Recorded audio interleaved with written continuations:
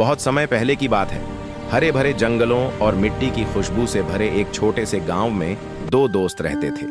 एक का नाम था नीलू, नीले रंग का नन्हा सा पक्षी। दूसरे का नाम था हरी, हरे रंग की चंचल चिड़िया। दोनों बचपन से साथ थे, साथ उड़ना, साथ दाना ढूंढना और शाम को कच्चे घरों के ऊपर बैठकर सूरज को डूबते देखना, यही उनकी दुनिया थी।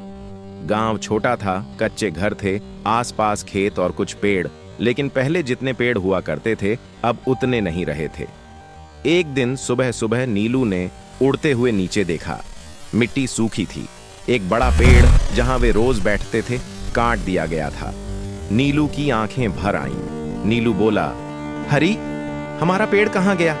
हरी ने नीचे देखा, उसका दिल भी भारी हो गया। इंसान लकड़ी के लिए पेड़ काट रहे हैं, हरी ने धीरे से कहा। उस दिन पहली बार दोनों को जंगल खामोश लगा। शाम को दोनों दादी चिड़िया के पास गए। दादी बहुत बूढ़ी थीं, लेकिन उनकी बातें बहुत गहरी होती थीं। नीलू बोला, दादी, पेड़ खत्म हो रहे हैं। अगर ऐसे ही चलता रहा तो हम कहां रहेंगे? दादी मुस्कुराईं और बोलीं, बेटा, जब बड़ा नुकसान हो तो छोटा कदम भी बहुत बड़ा बन जाता है।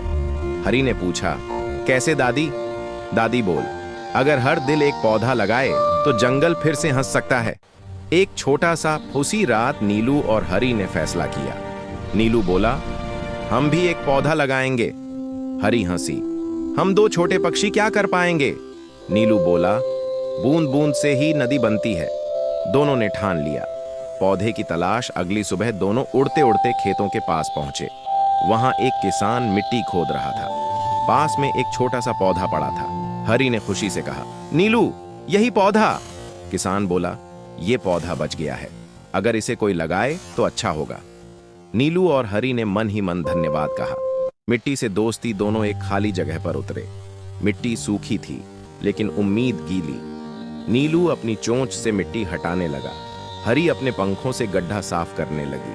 थक गए, लेकिन रुके नहीं। आखिरकार उन्होंने पौधे को धीरे से मिट्टी में लगाया। हरी बोली, छोटे दोस्त, अब तुम अकेले नहीं हो। पानी की मेहनत, पौधे को पानी चाहिए था। नीलू बोला, चलो तालाब से पानी लाते हैं। दोनों अपनी चोंच में पानी भरकर लाते। थोड़ा थोड़ा पानी पौधे की जड़ों में डालते।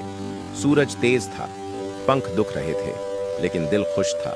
मुश्किल का समय कुछ दिन बाद बारिश नहीं हुई। मिट्टी फिर सूखने लगी। हरी उदास हो गई। अगर पौधा मर गया तो? नीलू बोला, जब तक सांस है तब तक आस है। दोनों रोज मेहनत करते रहे।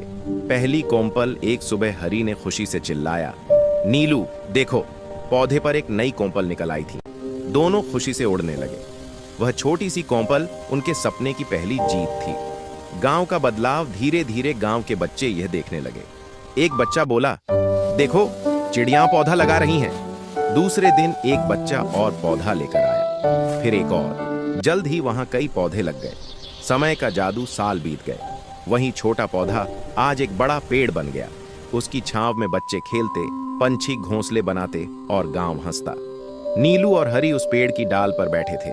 आखिरी सीख नीलू बोला, हरी, याद है जब हमने यह पौधा लगाया था? हरी मुस्कुराई, हाँ, तब हम बहुत छोटे थे। नीलू बोला, लेकिन हमारा सपना बड़ा था। दादी चिड़िया की आवाज हवा में गूंजी, जो प्रकृति से दोस्ती करता है, प्रकृति उसे कभी अकेला नहीं छोड़ती।